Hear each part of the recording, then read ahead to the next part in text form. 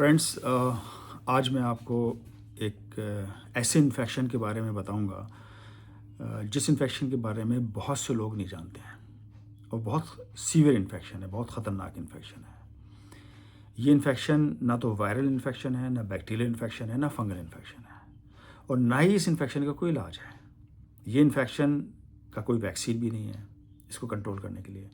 ये इन्फेक्शन क्या है और ये इन्फेक्शन हमारे कंट्री यानी हिंदुस्तान और जो इसके कुर्ब जवार यानी इसके जो करीब की कंट्रीज़ हैं, जो इसके सब कॉन्टिनेंट्स हैं, उनमें ज़्यादा फैलता है। वेस्टर्न कंट्रीज़ में ये इन्फेक्शन कम है, रिलेटिवली कम है वहाँ भी, बट रिलेटिवली कम है। ये इन्फेक्शन है क्या? ये इन्फेक्शन का नाम आप सुनेंगे तो हैरत करेंगे। ये इन्फेक्शन है हॉस्पिटल इन्फेक्शन। हाँ, हॉस्पिटल इन्फेक्शन हम इसको अंग्रेज़ी में हॉस्पिटल एक्वायर्ड इन्फेक्शन भी कहते हैं या इसको हम नोज़ोकोमियल इन्फेक्शन भी कहते हैं। आप इसे गूगल कर सकते हैं। नोज़ोकोमियल इन्फेक्शन यानी हॉस्पिटल इन्फेक्शन वो है जो इन्फेक्शन हॉस्पिटल से फैलता है और ये इन्फेक्शन नॉर्मल आदमी को भी हो सकता है। मान ली कोई आदमी एडमिट है हॉस्पिटल में, एक पेशेंट उस पेशेंट को देखने को जा रहा है, तीमारदार आदमी उसको देखने जा रहा है, उसका अटेंडेंट देखने जा रहा है, तो वो भी इन्फेक्शन लेके आ सकता है वहाँ से। हाँ, तो ये इन्फेक्शन जो हॉस्पिटल के इन्वायरमेंट में, हॉस्पिटल के अंदर जो इन्फेक्शन फैला हुआ होता है, ये इन्फेक्शन नोज़ोकोमियल इन्फेक्शन कहलाता है, ये इन्फेक्शन हॉस्पिटल इन्फेक्शन कहलाता है और ये इन्फेक्शन बहुत ख़तरनाक होता है। हमें इससे बचने की कोशिश करना है। एक पेशेंट एडमिट हुआ, वो पेशेंट एडमिट होने के बाद सर्जरी उसकी हुई, मिसाल के तौर पर फॉर एग्ज़ाम्पल, और सर्जरी के बाद वो पेशेंट ठीक हो गया, नॉर्मल हो गया, लेकिन जब वो घर वापस आया इन्फेक्शन लेके आया। अब उसके मान लीजिए नी इम्प्लांट हुआ है, नी इम्प्लांट के बाद वो इन्फेक्शन उसमें परसिस्ट कर गया, रह गया और उस इन्फेक्शन की वजह से नॉर्मल सर्जरी उसकी हुई है, लेकिन वो इन्फेक्शन अंदर बढ़ता रहा और उसके बाद वो इन्फेक्शन इतना बढ़ गया कि सेप्टिक हो गया उसका और वो सेप्टिसीमिया हो गया उसको और उसका पैर फिर काटना पड़ा और फिर वो यहाँ तक कि डेथ भी हो जाती है। तो ये वो इन्फेक्शंस हैं जिनसे बहुत ज़्यादा बचने की ज़रूरत है। इसे कहते हैं हम हॉस्पिटल इन्फेक्शंस। ठीक है। एक स्टडी हुई जिस पे ये पता चला कि हॉस्पिटल जो वर्कर्स होते हैं, यानी जो हेल्थ केयर वर्कर्स होते हैं, नर्सेज हैं, स्टाफ के लोग हैं, जो पेशेंट को अटेंड करते हैं, जो पेशेंट के अटेंडेंट होते हैं, वो पेशेंट्स को बेसिकली जब हैंडल करते हैं तो उनसे इन्फेक्शन फैलने के चांसेस होते हैं। ये एक ज़रिया है इसका। हॉस्पिटल में जो पलंग हैं, कॉट हैं, चादर हैं, बिस्तर हैं, ठीक है, वॉशरूम्स हैं, वहाँ से इन्फेक्शन फैलता है। हॉस्पिटल में बहुत सारी चीज़ें होती हैं जो आईसीयू में, इवन एनआईसीयू में चीज़ें होती हैं जिसमें कॉट्स हैं, वेंटिलेटर्स हैं, इंट्यूबेटर्स हैं, जिस पे इंट्यूबेट करते हैं पेशेंट्स को, लाइफ सेविंग मशीन्स हैं, वहाँ से इन्फेक्शन फैलने के चांसेस होते हैं। तो ये सारी चीज़ें जो है इन्फेक्शन फैलाने की ज़रिए हैं और इससे जो इन्फेक्शन होता है वो किसी को पता भी नहीं चलता है। ठीक है, लिहाजा इन इन्फेक्शन से बचने के लिए हमें क्या करना चाहिए, कैसे इसको हमें कंट्रोल करना चाहिए, वो मैं बाद में डिटेल में बताऊंगा। अभी मैं सिर्फ आपको इन्फेक्शन के बारे में बता रहा हूँ।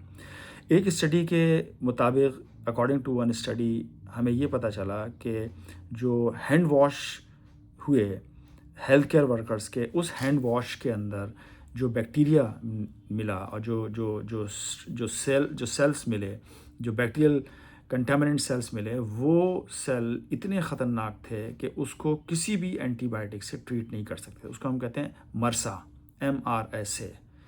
ये मिथिलिसिन रेजिस्टेंट एस ऑरियस सेल्स होते हैं और ये इन्फेक्शन के बहुत चांसेस होते हैं हॉस्पिटल के अंदर मरसा इन्फेक्शन के। इसी तरह वैंकोमाइसिन रेजिस्टेंट स्ट्रेन्स मिले। वो वैंकोमाइसिन रेजिस्टेंट स्ट्रेन्स जो होते हैं उसको हम वीज़ा या VRSA कहते हैं।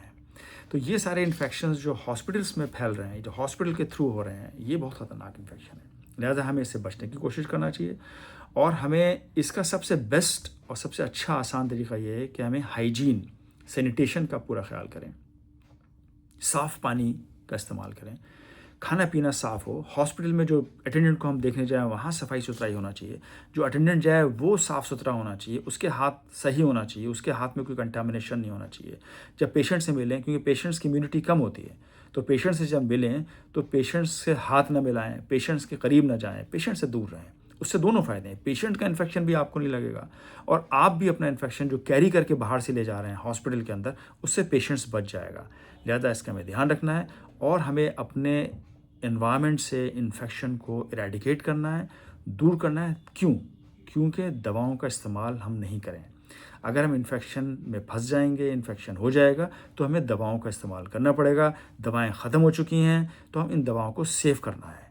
आज हम दवाओं को सेव करेंगे, कल हमें दवाएं हमें मिल सकती हैं। वरना अगर हमने आज दवाएं सारी खो दी, ख़त्म कर दिया इस्तेमाल, तो फिर हमें कल जब हमें परेशानी होगी, इन्फेक्शंस होंगे, पेंडेमिक होगा, तो दवाओं का मिलना मुश्किल होगा। लिहाजा हम इस पर ध्यान दें और इन्फेक्शन से अपने आप को कंट्रोल करें।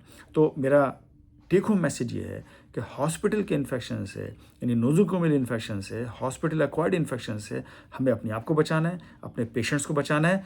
और इसके बाद मैं डिटेल और बहुत सारी वीडियोस, छोटी छोटी वीडियोस में इस पर बताऊंगा कि इसकी डिटेल में जाके क्या क्या हमें करना है। वो मैं इस वीडियो में पूरी डिटेल में नहीं बता सकता। लिहाजा इसको आप अपने फ्रेंड्स में, अपने लोगों में, अपने दोस्तों में शेयर करिए और बताएं कि कैसे हम हॉस्पिटल इन्फेक्शन से बच सकते हैं। बहुत बहुत शुक्रिया। Thank you very much.